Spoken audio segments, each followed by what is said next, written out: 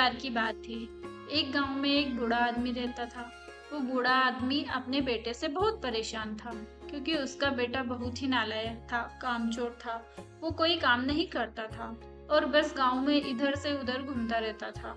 तो एक दिन उस बूढ़े आदमी ने अपने बेटे को सबक सिखाने का सोचा। उसने अपने बेटे को अपने पास बुलाया और उससे कहा,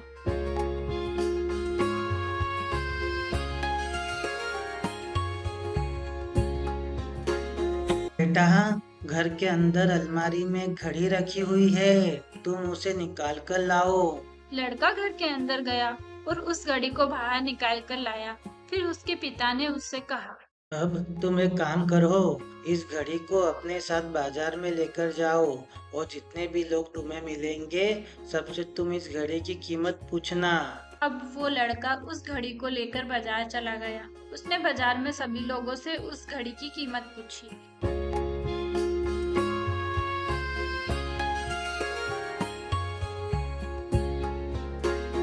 किसी ने उस घड़ी की कीमत 500 बताई, तो किसी ने 1000, तो किसी ने 800। सभी लोगों ने उस लड़के को उस घड़ी की कीमत अलग अलग बताई और कई लोगों ने एक जैसी।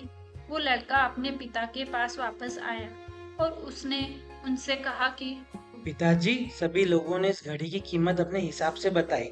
किसी ने 500, किसी ने 1000, तो किसी ने 800। उस बूढ़े आदमी ने अपने बेटे से कहा।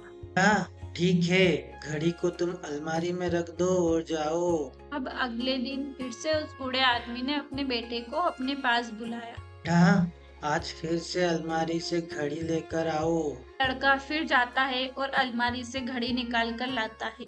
और अब उस बूढ़े आदमी ने अपने बेटे से कहा, बेटा, जाओ और आज तुम इस घड़ी के अंदर जो समय चल रहा है उसकी कीमत पूछ कर आओ। लड़के को समझ नहीं आ रहा था कि उसके पिताजी उससे क्या करवाना चाहते हैं। वो दुखी मन से फिर से बाजार चला जाता है।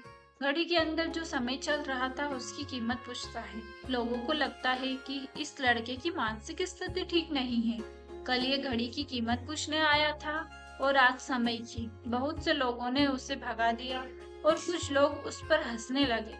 अब लड़का परेशान हो जाता है और सोचता है कि ये मेरे साथ क्या हो रहा है। तभी वो आखिरी बार एक बूढ़े आदमी की दुकान पर जाता है। वो बूढ़ा आदमी बहुत व्यस्त था। वो लड़के का सवाल सुनते ही समझ गया कि लड़का उससे क्या पूछना चाह रहा है।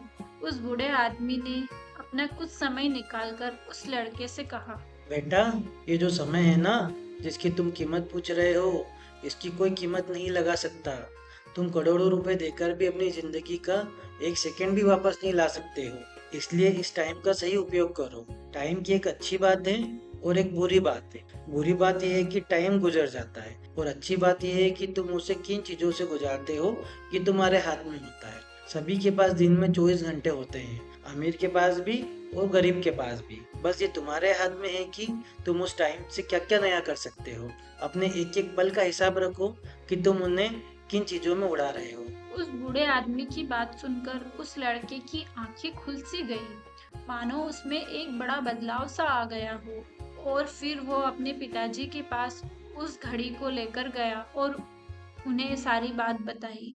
और उस दिन के बाद से उस लड़के की जिंदगी बदल गई। आपको हमारी कहानी अच्छी लगी हो तो इस वीडियो को लाइक करें, ताकि YouTube इस वीडियो को और भी लोगों तक पहुंचाए। और हमारे चैनल को सब्सक्राइब जरूर करें। मिलती हूँ मैं अगली बार इसी तरह की कहानी के साथ।